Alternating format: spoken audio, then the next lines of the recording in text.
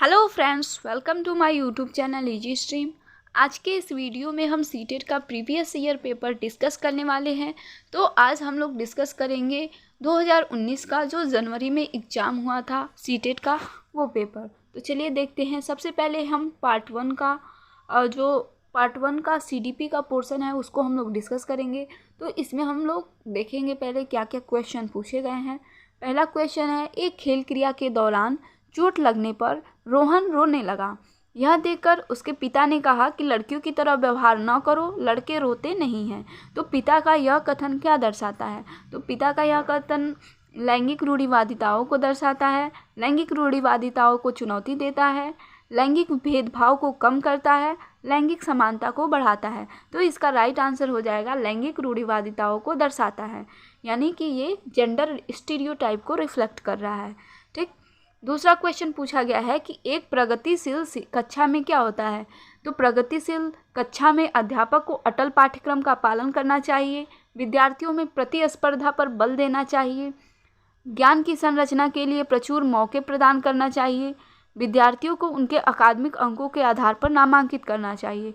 तो क्या करना चाहिए? प्रगतिशील कक्षा में विद्यार्थियों को ज्ञान की संरचना के लिए प्रचुर मौके प्रदान करना चाहिए। आप लोगों को ध्यान रखना है कि कभी भी किसी क्वेश्चन का आंसर करते समय हम लोगों को पॉजिटिव पॉइंट्स की तरह जाना है। तो हम लोग क्या कर सकते हैं? अटल पाठ्यक्रम का पालन नहीं कर सकते, क्योंकि यहाँ पे इंडिविजुअल डिफरेंस होता है। कई सारे बच्चे कई तरह से सीखते हैं। तो हम लोग अगर स्टैंडर्ड कोई पाठ्यक्रम को फॉलो करते हैं तो इससे बच्चे अच्छे से नहीं समझ पाएंगे। कभी भी विद्यार्थियों में प्रतिस्पर्धा नहीं कराना चाहिए। ठीक। विद्यार्थियों को उनके अकादमिक अंकों के आधार पर नामांकित नहीं करना चाहिए। तो राइट आंसर क्या हो जाएगा? राइट आंसर हो जाएगा ज्ञान की संरचना के लिए प्रचुर मौके प्रदान करना चाहिए, ताकि बच्चे अपने नॉलेज को कंस्ट्रक्ट कर सकें, बिल्ड कर सकें। ठीक। थर्ड क्वेश्चन पूछा गया है कि एक गतिविधि के दौरान छात्रों को संघर्ष करते देख एक अध्यापिका बच्चों को संकेत और इशारे जैसे क्या, क्यों, कैसे प्रदान करने का फैसला लेती है। लेव वाइगोट्स्की के सिद्धांत के अनुसार अध्यापिका की यह योजना बच्चों को अधिगम के लिए अनुप्रेरित निष्प्रेरित करेगी। तो ये बच्चों को कभी डीमोटिवेट नहीं करेगी। अधिगम के लिए पाढ़ या आधारभूत संरचना का काम करेगी। ये थोड़ा ठीक लग रहा है। छात्रों में प्रत्याहार निकास प्रवृत्तियाँ पैदा करेगी। ये बिल्कुल गलत हो जाएगा। ठीक। अधिगम की प्रक्रिया में अर्थहीन होगी। ये भी गलत हो जाएगा। तो क्या होगा? जो लेव वाइगोट्स्की के अनुसार आप लोगों ने इसका फोल्डिंग का नाम सुना होगा, यानी पाढ़ या ढांचा का। तो ये क्या करेगी? अधिगम में क्या करेगी? इसका फोल्डिंग का काम करेगी, ढांचा प्रदान करेगी। ठीक। फोर्थ क्वेश्चन पूछा गया है कि बच्चों के समाजीकरण के संदर्भ में निम्न में से कौन सा कथन सही है? तो इसमें फर्स्ट है, विद्यालय समाजीकरण का द्वितीय कारक है और परिवार समाजीकरण का प्राथमिक कारक है। यानी कि जो स्कूल है वो सेकेंडरी सोशलाइजेशन का एजेंट है और जो फैमिली है वो प्राइमरी सोशलाइजेशन का एजेंट है। तो ये बात थोड़ी सही लग रही है। और ऑप्शंस पढ़ लेते हैं। सेकंड दिया हुआ है, विद्यालय समाजीकरण का एक प्राथमिक कारक है और समकक्षी समाजीकरण के द्वितीय कारक है। समकक्षी समाजीकरण यानी कि जो पीयर सोशलाइजेशन होता है वह द्वितीय कारक है। तो ये आप लोग पता है, ये बिल्कुल गलत हो जाएगा। विद्यालय समाजीकरण का प्राथमिक कारक नहीं होता है, सेकेंडरी कारक होता है। ठीक। थर्ड पूछा है, समकक्षी समाजीकरण यानी पीयर सोशलाइजेशन के प्राथमिक कारण है और परिवार समाजीकरण का एक द्वितीय कारक है। तो ये भी बिल्कुल गलत हो जाएगा। परिवार एवं जनसंचार दोनों समाजीकरण के द्वितीय कारक हैं। तो ये भी गलत हो जाएगा। कभी भी आप लोगों को पता होना चाहिए कि जो फैमिली होगा वो बच्चों के लिए प्राइमरी सोशलाइजेशन यानी कि प्राथमिक जो समाजीकरण है उसका कारक होगा। तो फर्स्ट इसका राइट आंसर हो जाएगा नंबर 1। ठीक। यहाँ पे फिफ्थ क्वेश्चन पूछा गया है कि बहुबुद्धि का सिद्धांत जोर देता है कि बुद्धि लब्धि केवल वस्तुनिष्ठ परीक्षणों द्वारा ही मापी जा सकती है। एक आयाम में बुद्धिमत्ता अन्य सभी आयामों में बुद्धिमत्ता निर्धारित करेगी। बुद्धिमत्ता की विभिन्न दशाएं होती हैं और बुद्धिमत्ता में कोई व्यक्तिगत विभिन्नताएं नहीं होती हैं। तो ये बिल्कुल गलत हो जाएगा, क्योंकि इंटेलिजेंस का कई सारा वैरायटी होता है। तो यहाँ पे राइट आंसर हो जाएगा बुद्धिमत्ता की विभिन्न दशाएं हैं, यानी कि there are several forms of intelligence. ठीक।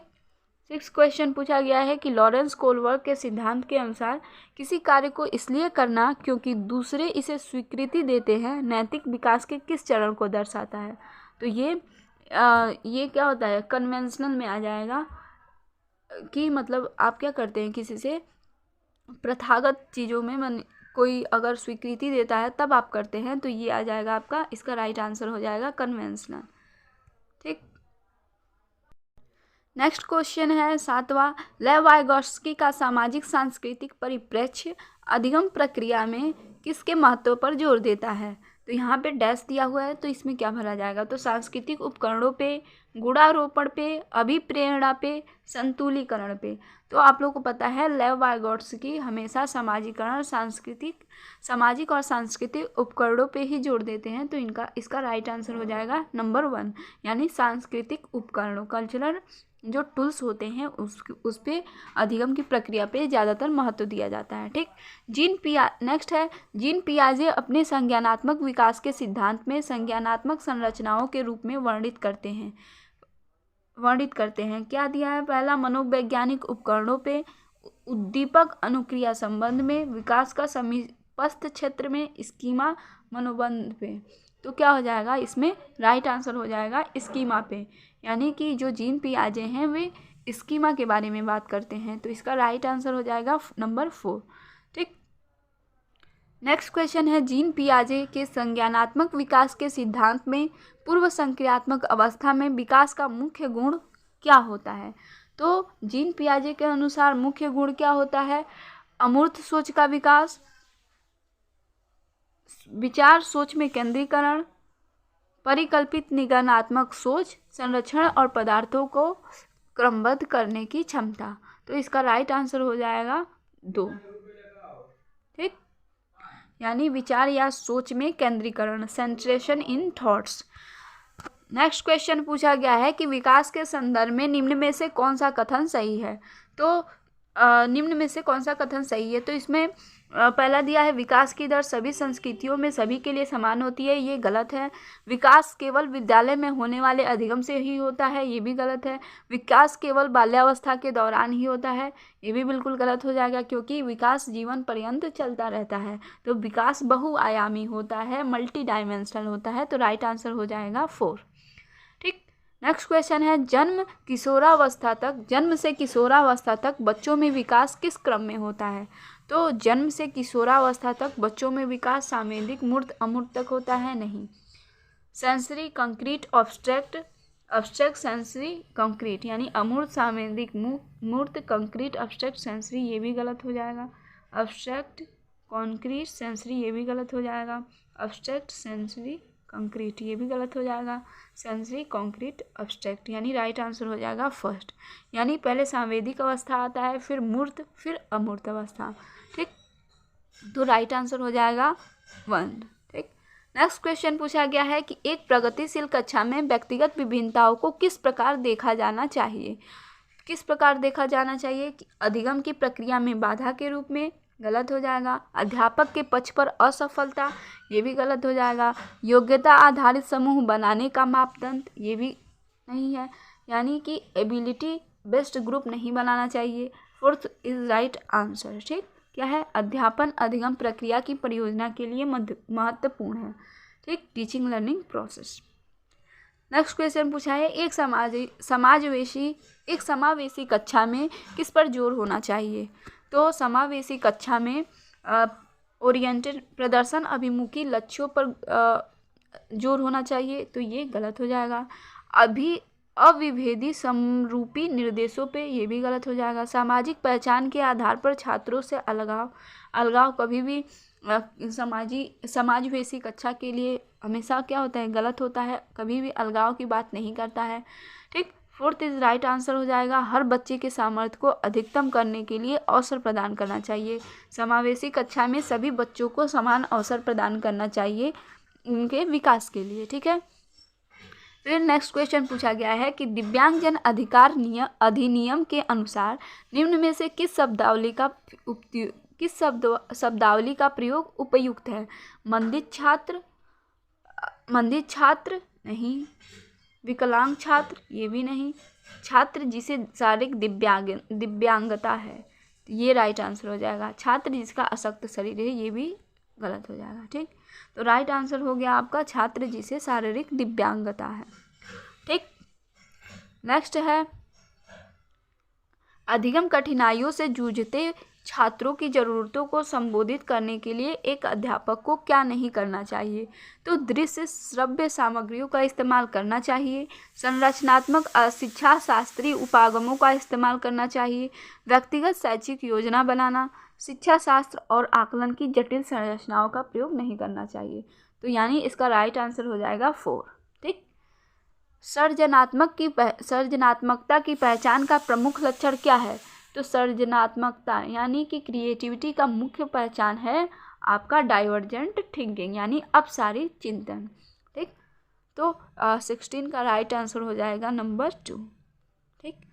अब नेक्स्ट क्वेश्चन पूछा हुआ है कि विविध पृष्ठभूमियों के अधिगमकर्ताओं को संबोधित करने हेतु एक अध्यापक को क्या करना चाहिए। विविधता संबंधित मुद्दों पर बातचीत टालनी चाहिए, विविध विन्यासों से उदाहरण लेना चाहिए, सभी के लिए मानकीकृत आकलनों का इस्तेमाल करना चाहिए, ऐसे कथनों का इस्तेमाल करना चाहिए जो नकारात्मक रूढ़िवादिताओं और धारणाओं को मजबूत करें। तो इसका राइट आंसर हो जाएगा 2 यानी विविध विन्यासों से उदाहरण लेना चाहिए, कई सारे एग्जाम्पल दे के बच्चों को अच्छे से समझाना चाहिए। ठीक। तो राइट आंसर हो जाएगा नंबर 2।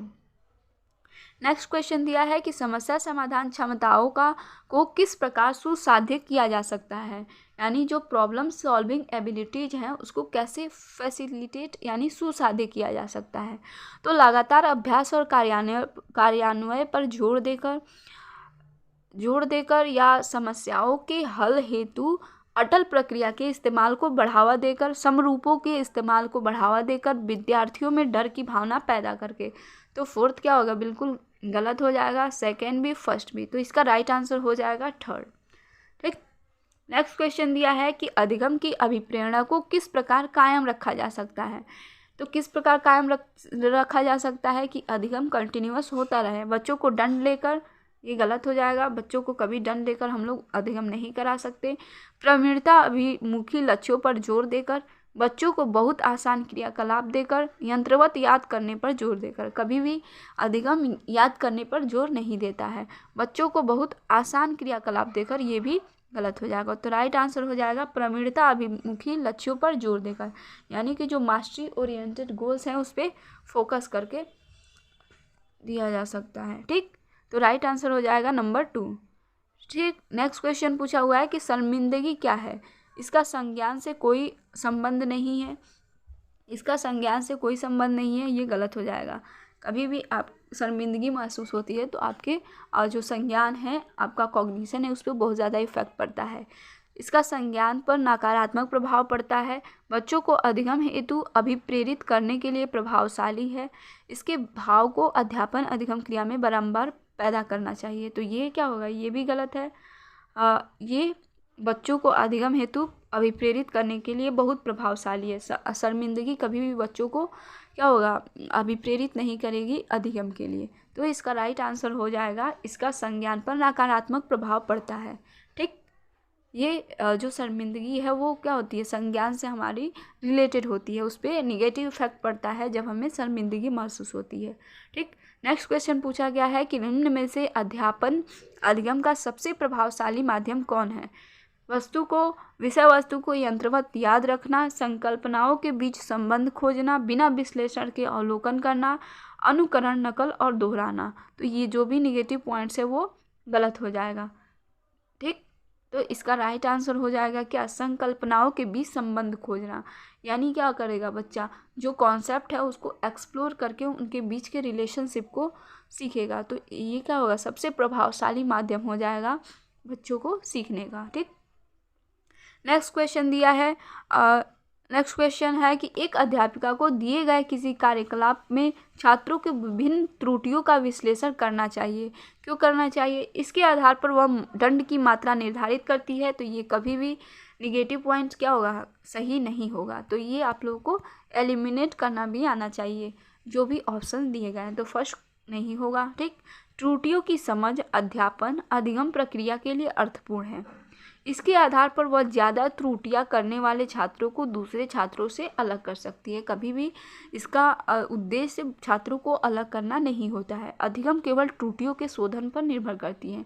ये भी गलत हो जाए। तो राइट आंसर हो जाएगा टू, यानी त्रुटियों की समझ अध्यापन अधिगम प्रक्रिया के लिए अर्थपूर्ण है। तो जब हम लोग किसी भी कार्यकलाप करते हैं तो जो बच्चे उसमें त्रुटियां करते हैं तो उन त्रुटियों से हम समझ विकसित करते हैं कि बच्चों को कहाँ पे दिक्कत हो रही है उसकी लर्निंग प्रोसेस में, और उसको हम लोग दूर करते हैं। तो ये क्या है, अधिगम प्रक्रिया के लिए अर्थपूर्ण है। ठीक, नेक्स्ट क्वेश्चन है, बच्चों को सीखने में कठिनाई कब होती है? जब सूचना अलग अलग टुकड़ों में प्रस्तुत की जाए, वो आंतरिक रूप से अभिप्रेरित हो, अधिगम सामाजिक संदर्भ में हो, विषय वस्तु को बहुरूपों में प्रस्तुत किया जाए। तो क्या होगा, जब सूचना को, जो भी इंफॉर्मेशन है, जब हम लोग उसको छोटे छोटे टुकड़ों में, अलग अलग टुकड़ों में, पार्ट्स में डिवाइड करके बच्चों को समझाएंगे अच्छे से, तो बच्चों को ज़्यादा सीखने में क्या होगी, कठिनाई होगी। ठीक, और जब वो बच्चा अंदर से अभिप्रेरित है वो तो अच्छे से सीख जाएगा, लेकिन कठिनाई कब होगी, जब सूचना को अलग अलग टुकड़ों में हम प्रस्तुत करेंगे बच्चों के साथ, तो वो उसको कनेक्ट नहीं कर पाएगा। ठीक, तो इसका राइट आंसर हो जाएगा फर्स्ट, सूचना अलग अलग टुकड़ों में प्रस्तुत की जाए तो क्या होगा, बच्चों को सीखने में कठिनाई होगी। नेक्स्ट है, अधिगम की सर्वोत्तम अवस्था कौन सी है?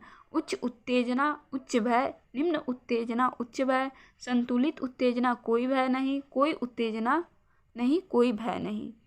तो इसका राइट आंसर हो जाएगा थर्ड, यानी संतुलित उत्तेजना, जो मतलब बैलेंस होना चाहिए, जो भी उसका मोटिवेशन है, अराउजल है, कोई भय नहीं। जब कोई भय नहीं रहेगा, उसका जो मोटिवेशन है, उत्तेजना है, अराउजल है, वो अगर बैलेंस रहेगा तो बच्चे क्या होगा, अच्छे से सीख पाएंगे, ज़्यादा बेहतर से सीख पाएंगे। तो अधिगम की सर्वोत्तम अवस्था हो जाएगी संतुलित उत्तेजना कोई भय नहीं।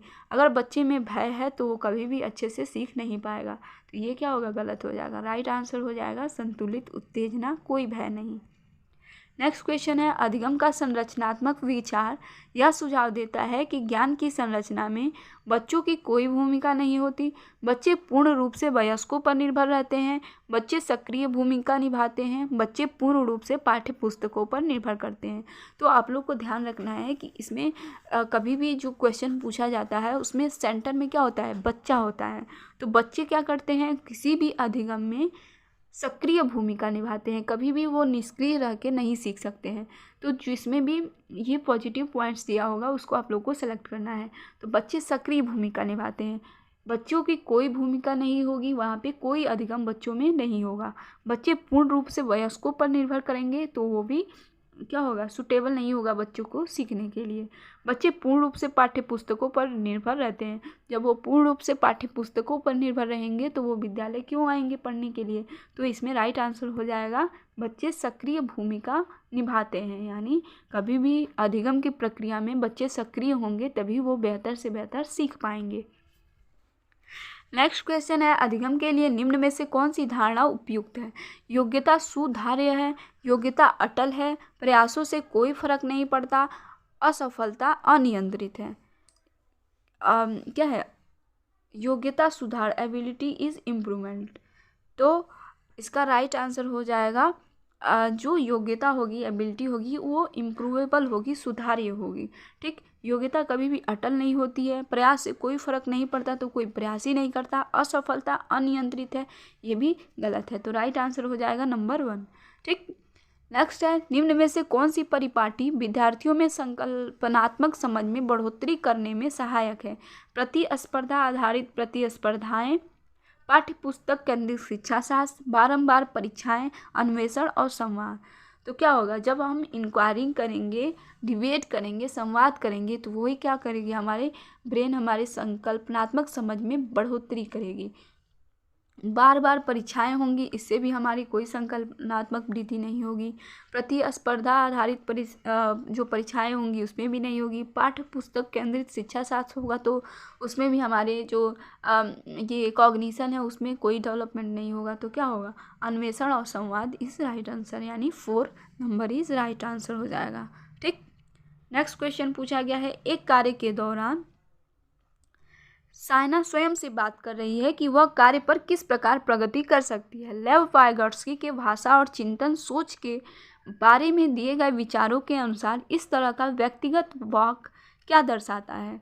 तो व्यक्तिगत वाक्य क्या दर्शाता है, आप लोगों को पता है कि जो लेव वाइगोत्स्की हैं वो किसके बारे में बात करते हैं, सेल्फ रेगुलेशन करता है, यानी जो बच्चा प्राइवेट स्पीच कर रहा है वो अपने बोल बोल के स्वयं को रेगुलेट करता है, यानी जिस चीज़ के बारे में सीख रहा है उसको वो दिशा निर्देश दे रहा है कि हाँ मैं इस रास्ते से जाऊंगा, ऐसे करूंगा। तो लेव वाइगोत्स्की जो प्राइवेट स्पीच का बात करते हैं वो सेल्फ रेगुलेशन के अनुसार होता है। ईगोसेंट्रिज्म नहीं होता है, ये ईगोसेंट्रिज्म होता है पियाजे के अनुसार। ठीक, साइकोलॉजिकल डिसऑर्डर भी नहीं है, मनोवैज्ञानिक विकार भी नहीं है, कॉग्निटिव इमेच्योरिटी भी नहीं है। तो राइट आंसर हो जाएगा स्वनियमन, यानी सेल्फ रेगुलेशन करता है बच्चे स्वयं को बात करके। ठीक, नेक्स्ट दिया है मूल्यांकन पद्धतियों का आधार क्या होना चाहिए। विद्यार्थियों को नामांकित करना, योग्यता आधारित समूहों में विद्यार्थियों को विभाजित करना, विद्यार्थियों की जरूरत एवं आवश्यकताओं की पहचान करना, पुरस्कार वितरण हेतु उच्च प्राप्त करने वाले विद्यार्थियों की पहचान करना। तो आप लोगों ने अभी सुना कि क्या होता है कि जो कभी भी मूल्यांकन या अधिगम की जो पद्धति होगी कभी भी बच्चों को मार्क नहीं करेगी का ये बच्चा श्रेष्ठ है, ये बच्चा बेकार है। तो ये क्या होगा, कभी भी उच्च अंक प्राप्त करने के लिए विद्यार्थियों की पहचान नहीं करेगा, तो ये गलत हो जाएगा। कभी भी विद्यार्थियों को नामांकित नहीं करेगा। ठीक, योग्यता आधारित समूह में विद्यार्थियों को कभी विभाजित नहीं करेगा। तो कभी भी ये विद्यार्थियों को, स्टूडेंट्स को ये डिवाइड करने की बात नहीं करता है। तो क्या हो जाएगा, जो भी हम मूल्यांकन करते हैं तो इससे बच्चों की ज़रूरत और आवश्यकताओं का पता चलता है कि बच्चे कहाँ गलती कर रहे हैं, क्या कर रहे हैं। उससे हम लोग अपने जो टीचिंग है उसमें सुधार करके बच्चों की आवश्यकताओं को पूर्ति कर सकते हैं। तो इसका राइट आंसर हो जाएगा नंबर 3, विद्यार्थियों की ज़रूरतों एवं आवश्यकताओं की पहचान करना कि बच्चे कहाँ त्रुटि कर रहे हैं। ठीक, नेक्स्ट क्वेश्चन है कि बच्चों के विकास की व्यक्तिगत विभिन्नताओं को किस पर प्रतिरूपित किया जा सकता है। केवल आनुवंशिकता पर, केवल पर्यावरण पर, ना आनुवंशिकता और ना पर्यावरण पर, आनुवंशिकता एवं पर्यावरण की पारस्परिकताओं पर। यानी कि जो भी विकास की जो विभिन्न विभिन्नताएं होती हैं उसमें हेरिडिटी और इन्वायरमेंट का बहुत ज़्यादा रोल होता है। तो कभी भी केवल सिंगल या इस पर काम नहीं करता है। तो इसका राइट आंसर हो जाएगा नंबर 4, यानी आनुवंशिकता एवं पर्यावरण की पारस्परिकताओं पर, यानी दोनों का जो इंटरप्ले होता है तभी कोई डेवलपमेंट होता है। तो राइट आंसर हो जाएगा नंबर 4। ठीक, तो ये हो गया आपका CDP का आंसर। तो अब हम लोग देखेंगे पार्ट 2 का मैथ का पोर्शन। इसमें कौन कौन सा क्वेश्चन पूछा गया है। तो इसमें फर्स्ट क्वेश्चन है कि 1 सेंटीमीटर इंटू 1 सेंटीमीटर वाले 48 छोटे वर्गों को कुल कितने प्रकार से व्यवस्थित किया जा सकता है कि परिणामी क्षेत्रफल 48 सेंटीमीटर स्क्वायर हो। तो इसका राइट आंसर हो जाएगा नंबर 3, यानी 5। ठीक, नेक्स्ट क्वेश्चन पूछा गया है कि विद्यालय की सभा में एक कक्षा के विद्यार्थी एक पंक्ति में खड़े हैं, दोनों सिरों से रूही का स्थान 19वां है, उस कक्षा में कुल कितने छात्र हैं। तो दोनों सिरों से क्या है, रूही का स्थान 19वां है। तो 19 और 19 आप जब ऐड करेंगे तो 38 हो जाएगा, 38 में से 1 घटा देंगे 37। तो राइट आंसर हो जाएगा सेकेंड, यानी 37। ठीक, नेक्स्ट क्वेश्चन पूछा गया है कि अस्मिता विद्यालय की गोष्ठी में 8:30 से 15 मिनट पहले पहुंचती है। वह अपने सहकर्मी से आधा घंटा पहले पहुंची, जो कि गोष्ठी के लिए 40 मिनट की देरी से पहुंचा। गोष्ठी का निर्धारित समय क्या था। तो गोष्ठी का निर्धारित समय था 8:05। तो राइट आंसर हो जाएगा नंबर 4। ठीक, नेक्स्ट क्वेश्चन है कि एक संख्या 100 के आधे से अधिक है या 6 दहाई से अधिक और 8 दहाई से कम है। इसके संख्याओं का योग 9 है। इसका दहाई का अंक इकाई के अंक का 2 गुना है। संख्या क्या है। तो वो संख्या हो जाएगा आपका 63। ठीक, यानी राइट आंसर हो जाएगा नंबर 2। नेक्स्ट क्वेश्चन पूछा गया है कि विभिन्न स्टेशनरी वस्तुओं की दरें नीचे दी गई हैं। क्रेयॉन का एक पैकेट 15 रुपया, पेंसिलों का एक पैकेट 14 रुपया, स्केच पेन का एक पैकेट 22 रुपया, एक कैंची 17 रुपया, एक रबड़ 2 रुपया, चमकीले कागज की एक सीट 2.5 रुपये और सजावटी स्टिकर का एक पैक 5 रुपये। तो सोहन ने पहले एक पैकेट क्रेयॉन, 2 पैकेट पेंसिल, एक पैकेट स्केच पेन, एक कैंची, चमकीले कागज की 5 सीटें और एक पैकेट सजावटी स्टिकर खरीदे। तो उसको कितना भुगतान करना पड़ेगा। तो इसमें कितना भुगतान करना पड़ेगा। दिया है 98 रुपये, 86 रुपये, 100 रुपये, 102 रुपये। तो इसका राइट आंसर हो जाएगा नंबर 3 यानी कि 100.5 रुपये। ठीक। नेक्स्ट क्वेश्चन पूछा गया है कि एक रेलगाड़ी पटना से 30 मई 2020 को 23:40 घंटे यानी कि 11:40 पर पहुंचती है। मुंबई 1 जून 2020 को 5:15 पर पहुंचती है। रेलगाड़ी की यात्रा का कुल समय कितना था। तो इसका राइट आंसर हो जाएगा नंबर 2 29 घंटे 35 मिनट। नेक्स्ट क्वेश्चन पूछा गया है कि एक 5 अंकों वाली संख्या से 100वें स्थान का अंक 10,000वें स्थान के अंक का 3/4 है और 10वें स्थान का अंक 100वें स्थान के अंक का 2/3 है। 10वें स्थान का अंक सबसे छोटी अभाज्य संख्या का वर्ग है और 1000वें स्थान का अंक एक अंक वाली सबसे बड़ी अभाज्य संख्या है। यदि इकाई का स्थान का अंक सबसे बड़ी एक अंक वाली विषम संख्या है तो वो संख्या क्या है। तो वो संख्या क्या है, ये है। आप यहाँ पे देख लीजिए, सब इसी में सूटेबल बैठ रहा है। ठीक। तो राइट आंसर हो जाएगा नंबर 1। नेक्स्ट क्वेश्चन पूछा गया है कि 17,863 पाने के लिए इतना और इतना इतना के योग में से क्या घटाना होगा। तो इसको आप लोग जोड़ के इसके घटा देंगे तो वो प्राप्त हो जाएगा। तो इसका राइट आंसर हो जाएगा नंबर 3। ठीक। नेक्स्ट क्वेश्चन पूछा गया है कि 16 लीटर धारता वाली एक बाल्टी पूर्ण रूप से पानी भरी हुई है। बाल्टी के इस पानी को छोटे छोटे बर्तनों में भरा जाना है। बाल्टी में भरे समस्त पानी को एक मग द्वारा 50 बार पूर्णतया भरकर छोटे छोटे बर्तनों में स्थानांतरित किया जाता है। तो मग की धारिता क्या है। तो मग की धारिता है 320 ml। राइट आंसर हो जाएगा नंबर 4। नेक्स्ट क्वेश्चन पूछा गया है कि एक टैक्सी का मीटर पहले 2 किलोमीटर की यात्रा के लिए 50 रुपये का भाड़ा दिखाता है। उसके बाद प्रति किलोमीटर की यात्रा के लिए 16 रुपये का भाड़ा दिखाता है। मंजू ने अपने घर से रेलवे स्टेशन तक की यात्रा के लिए 258 रुपया किराया दिया। उसके घर से रेलवे स्टेशन की दूरी कितनी थी। तो रेलवे स्टेशन की उसके घर से दूरी थी 18 किलोमीटर। ठीक। 18 किलोमीटर नहीं, राइट आंसर हो जाएगा 15 किलोमीटर। ठीक। इसको आप लोग कैलकुलेट करके निकालेंगे तो राइट आंसर आएगा 15 किलोमीटर। ठीक, यानी 3rd। नेक्स्ट क्वेश्चन पूछा गया है कि निम्नलिखित तालिका मारिया और शहनाज द्वारा 100 रुपये में से प्राप्त 5 विषयों के अंकों को दर्शाती है। तो उपरोक्त दिए गए तालिका के आधार पर निम्नलिखित में से कौन सा सही कथन है उसको पहचानिए। तो इसमें दिया गया है भाषाओं को छोड़कर मारिया ने शहनाज से प्रत्येक विषय में अधिक अंक प्राप्त किए। मारिया ने शहनाज से केवल 2 विषयों में अधिक अंक प्राप्त किए। गणित और विज्ञान में शहनाज के कुल प्राप्तांक इन विषयों में मारिया के कुल प्राप्तांक से अधिक है।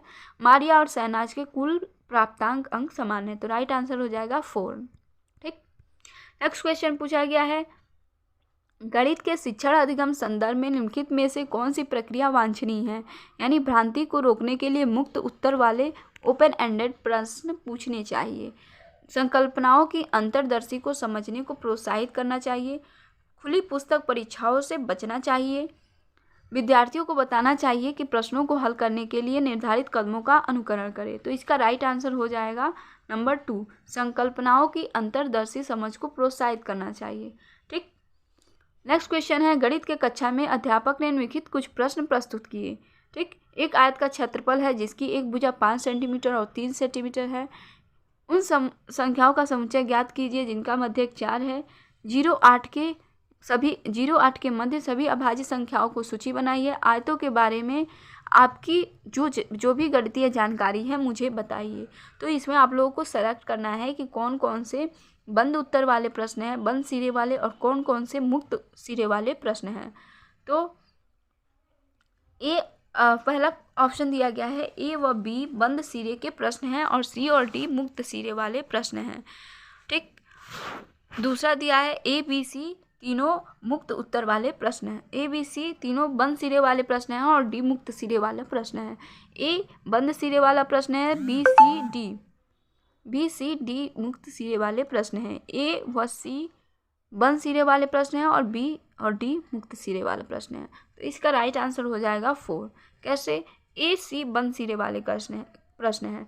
जो है ये क्या करना है, आपको बस फॉर्मूला में पुट करके आपको इसका आंसर फाइंड हो जाएगा। ठीक। और सी में भी क्या है, 0 से 8 के मध्य आपको अभाज्य संख्याएं खोजने हैं, तो इसमें भी आप लोगों को ज़्यादा मेहनत करने की ज़रूरत नहीं है। तो ये क्या है, ये बंद सिरे वाले प्रश्न हो गए।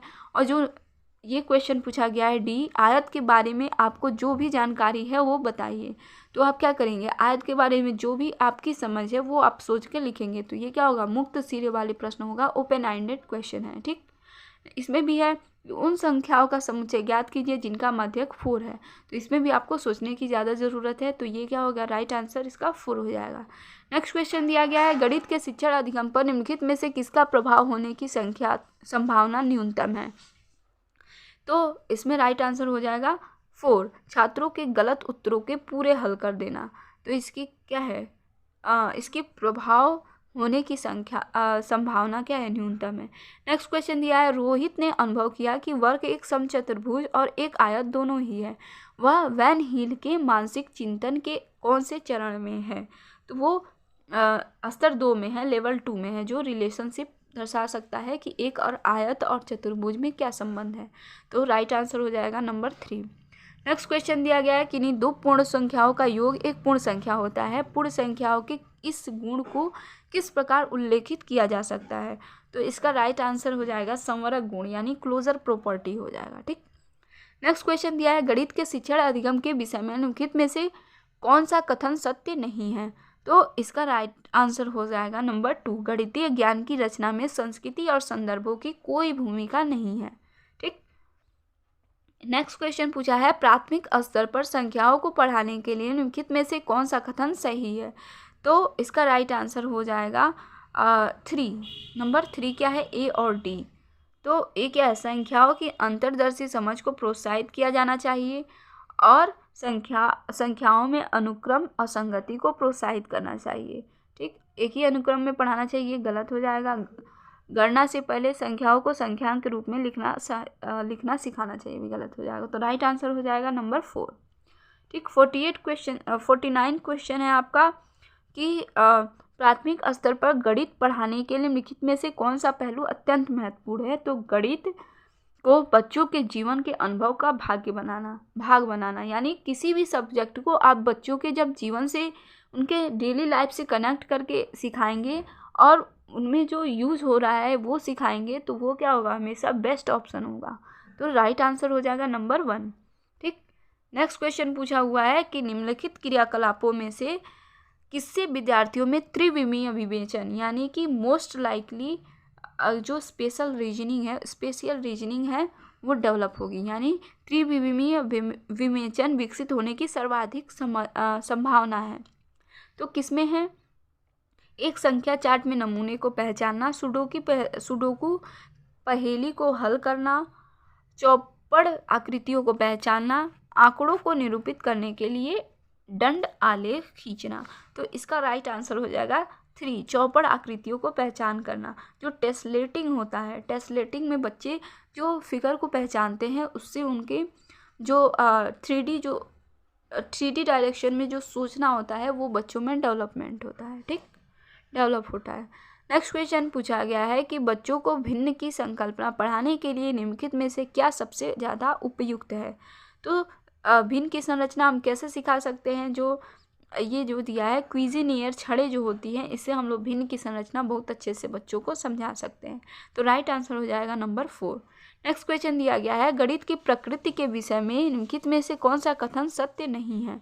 तो कौन सा कथन सत्य नहीं है, राइट आंसर हो जाएगा 3rd, प्राथमिक स्तर पर गणित प्रत्यक्ष है और कल्पना की आवश्यकता नहीं है। तो ये कभी भी बिना कल्पना के कोई चीज़ नहीं हो सकता। तो इसमें ये हो जाएगा मतलब राइट आंसर। ठीक, इसमें पूछा है नहीं है, ये आप लोग को ध्यान रहेगा। तो राइट आंसर हो जाएगा 3rd।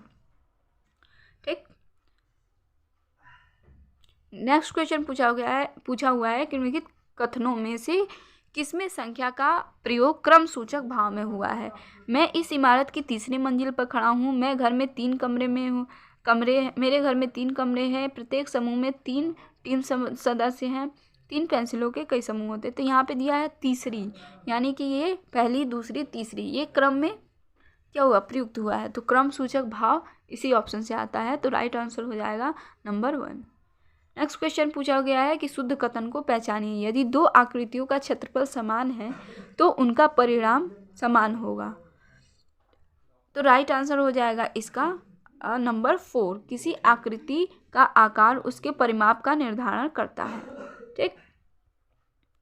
नेक्स्ट क्वेश्चन पूछा गया है कि गणितीय पाठ्यक्रम के संबंध में शुद्ध कथन को पहचानिए।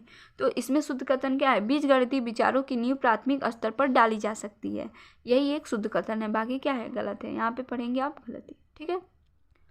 नेक्स्ट क्वेश्चन है प्राथमिक स्तर पर त्रिभुजों की अवधारणा का परिचय देने के संबंध में शुद्ध कथन को पहचानिए। तो इसका राइट आंसर हो जाएगा बच्चों के समक्ष सभी प्रकार के त्रिभुज और अन्य आकृतियां भी प्रस्तुत करानी चाहिए जिनमें क्या होता है, जिससे बच्चों प्राथमिक स्तर से ही त्रिभुजों की जो अवधारणा है वो विकसित हो जाएगी। ठीक। नेक्स्ट क्वेश्चन दिया है एक विभाजन के प्रश्न में भाजक भागफल का 5 गुना है और शेषफल का 2 गुना है। यदि शेषफल 5 है तो वह संख्या क्या है, तो वह संख्या है 25। राइट आंसर हो जाएगा नंबर 3। नेक्स्ट क्वेश्चन पूछा गया है 5 क्रमागत संख्याओं का योग 20 है, प्रथम 3 क्रमागत संख्याओं का योग क्या है। तो इसका राइट आंसर हो जाएगा नंबर 2 यानी कि 9। ठीक। नेक्स्ट क्वेश्चन पूछा गया है एक वर्ग के रूप में तार 144 सेंटीमीटर स्क्वायर का क्षेत्रफल घेरती है। यदि किसी तार को एक आयत के रूप में मोड़ा जाए जिसकी लंबाई 16 सेंटीमीटर है तो कितना क्षेत्रफल घेरा जाएगा। तो इसका राइट आंसर हो जाएगा 128 सेंटीमीटर। ठीक, 128 वर्ग सेंटीमीटर। नेक्स्ट क्वेश्चन दिया है निम्नलिखित में से सबसे बड़ी और दूसरी सबसे बड़ी भिन्न क्रमशः कौन कौन सी है। तो इसका राइट आंसर हो जाएगा नंबर 1, 5/6 और 3/4 सबसे बड़ी भिन्न है। ठीक। अब हम लोग देखेंगे पार्ट 3 यानी ईवीएस के क्वेश्चन। तो चलिए स्टार्ट करते हैं। इसमें पहला क्वेश्चन दिया है कि निम्नलिखित में से कौन सा एक भारत का संघ शासित प्रदेश नहीं है। तो इसका राइट आंसर है मणिपुर क्या है, संघ शासित प्रदेश नहीं है, यूनियन टेरिटरी नहीं है। बाकी जो लद्दाख है, जम्मू कश्मीर है, चंडीगढ़, ये क्या है, यूनियन टेरिटरी है, भारतीय संघ का जो संघ शासित प्रदेश है। ठीक। नेक्स्ट क्वेश्चन पूछा है कि निम्नलिखित में से कौन से कच्चे तेल के उत्पादक हैं, पेट्रोलियम के उत्पादक कौन से हैं। तो इसका राइट आंसर हो जाएगा गुजरात और तमिलनाडु पेट्रोलियम के प्रमुख उत्पादक हैं। नेक्स्ट क्वेश्चन है हमारे देश का संविधान निम्नलिखित में से किसके नेतृत्व में बनाया गया था। तो इसका राइट आंसर हो जाएगा 3, डॉक्टर भीमराव अंबेडकर के नेतृत्व में बनाया गया था। नेक्स्ट क्वेश्चन पूछा गया है कि पौधों के लिए किए जाने वाले नीचे दिए गए कार्यों पर विचार कीजिए। कि पौधों के लिए किए जाने वाले नीचे दिए गए कार्यों पर विचार कीजिए। पौधों को सहारा देना, ह्यूमस प्रदान करना, भोजन संचित भंडारण करना, पानी और खनिजों को अवशोषित करना। तो पौधे क्या क्या कार्य करते हैं। तो इसका राइट आंसर हो जाएगा ए, सी और डी। ए, सी और डी। पौधे ह्यूमस नहीं प्रदान करते हैं, उसकी जड़ें करती हैं। ठीक। तो right answer A, C, D हो जाएगा। नेक्स्ट क्वेश्चन है पोचमपल्ली भारत के दक्षिणी राज्य का एक कस्बा है जो सुंदरता से डिजाइन की गई चमकदार रंगों की पोचमपल्ली साड़ियों और विशेष प्रकार की बुनाई, जिसे भी पोचमपल्ली भी कहते हैं, इसके लिए प्रसिद्ध है। यह कस्बा अब किस राज्य का भाग है। तो इसका राइट आंसर है तेलंगाना, यानी पोचमपल्ली जो दक्षिणी भाग है वो तेलंगाना से रिलेटेड है। ठीक। नेक्स्ट क्वेश्चन है निम्नलिखित में से खाद्य पदार्थों के उस समूह को चुनिए जिसके प्रत्येक सदस्य में लौह तत्व प्रचुर मात्रा में होता है। तो राइट आंसर है इसका आंवला, पालक और गुड़। इसमें क्या होता है, जो आयरन होता है वो प्रचुर मात्रा में पाया जाता है। नेक्स्ट क्वेश्चन है निम्नलिखित में से पक्षियों का वह समूह चुनिए जिसका प्रत्येक सदस्य हमारी तुलना में 4 गुनी अधिक दूरी की वस्तुओं को स्पष्ट देख सकने के योग्य हैं। तो इसका राइट आंसर हो जाएगा बाज, चिल और गिद्ध हम लोगों से 4 गुना अधिक देखते हैं। तो right answer number 4। Next question दिया है नीचे दिए गए किस एक राज्य के ग्रामीण लोग अपने ढालू छत वाले लकड़ी के मकान मजबूत बांस के खंभों पर धरती से 3 से 3.5 मीटर की ऊंचाई पर बनाते हैं। तो ये हो जाएगा राइट आंसर 3, असम में। असम में लोग बहुत ज़्यादा बारिश आती है, इसीलिए जो अपने घर होते हैं वो 3 से 3.5 मीटर ऊपर बनाते हैं। ठीक, राइट आंसर असम हो जाएगा। नेक्स्ट क्वेश्चन पूछा गया है कि भारत के मानचित्र में दिल्ली की स्थिति के सापेक्ष गांधीनगर और पटना की दिशाएं कौन सी हैं, यानी जो दिल्ली के सापेक्ष में हम लोगों को निकालना है इसका, तो राइट आंसर हो जाएगा दक्षिण पश्चिम और दक्षिण पूर्व में स्थित है। ठीक, नेक्स्ट क्वेश्चन है निम्नलिखित में से किसने मटर के पौधे के साथ प्रयोग किए और यह पाया कि मटर के पौधों में कुछ ऐसे लक्षण होते हैं जो जोड़ियों में पाए जाते हैं, जैसे चिकने या खुरदुरे, लंबे या बौने, पीले या हरे। तो इसका राइट आंसर हो जाएगा नंबर 2 ग्रेगर जॉन मेंडल। इनको क्या कहा जाता है, जो जेनेटिक्स से उनके फादर भी कहा जाता है। ठीक, नेक्स्ट क्वेश्चन पूछा गया है कि निम्नलिखित में से कौन सा एनसीएफ 2005 के अनुसार ईवीएस पाठ्यक्रम में सुझाए गए 6 विषयों में से एक है। तो इसमें राइट आंसर हो जाएगा things we make and do, जो चीज़ें हम बनाते हैं और करते हैं।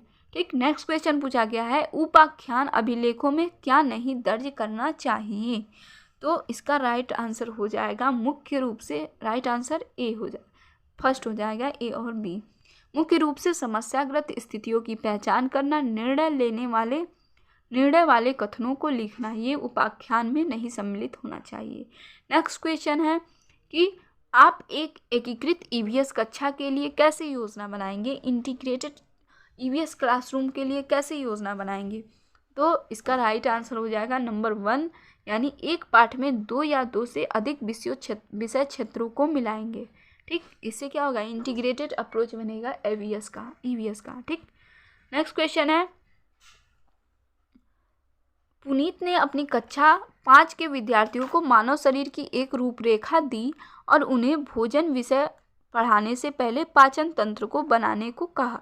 पुनीत क्या चाहता था, तो पुनीत चाहता था कि जो पाचन से संबंधित शिक्षार्थियों के विचार हैं उसको प्राप्त करे, इसीलिए उन्होंने क्या किया, पहले उसका जो पाचन तंत्र बनाने के लिए कहा पढ़ाने से पहले। ठीक, नेक्स्ट क्वेश्चन है कि निम्नलिखित में से क्या रचनात्मक आकलन के संबंध में सही नहीं है। तो इसका राइट आंसर हो जाएगा आपका नंबर 1, रिपोर्ट कार्ड के प्रत्येक तिमाही में इसकी सूचना दी जानी चाहिए। ठीक, नेक्स्ट क्वेश्चन पूछा गया है कि स्मिता अपने शिक्षार्थियों को कार्य से संबंधित लैंगिक विषमता और रूढ़िवादी छवियों के प्रति संवेदनशील करना चाहती है। तो स्मिता को निम्नलिखित में से अपनी कक्षा में क्या करना चाहिए। तो स्मिता को एक छात्र की मां को कक्षा में आमंत्रित करे जो ऑटो चालक है। इससे क्या होगा, लैंगिक रूढ़िवादिता दूर होगी कि औरतें भी क्या करती हैं, ऑटो चला सकती हैं। यानी जो मेल है वो फीमेल का काम कर सकता है, जो फीमेल है वो मेल का काम भी कर सकता है। इससे जो जेंडर स्टीरियोटाइप्स है वो ख़त्म होगा। तो इसको दिखाने के लिए, बच्चों को समझाने के लिए वो किसी छात्र की माँ को ऐसे माँ को बुला सकती है जो क्या करती है, ऑटो चलाती है। ठीक, नेक्स्ट क्वेश्चन दिया है कि कक्षा 5 के समयन आमतौर पर अपना दिया हुआ कक्षा का कार्य नहीं करते हैं, मुद्दे को हल करने का सबसे अच्छा उपाय क्या हो सकता है। तो इसका राइट आंसर हो जाएगा उसकी कठिनाई का पता लगाने और उसके अनुसार कक्षा कार्य को समायोजित करने के लिए उससे बात करें।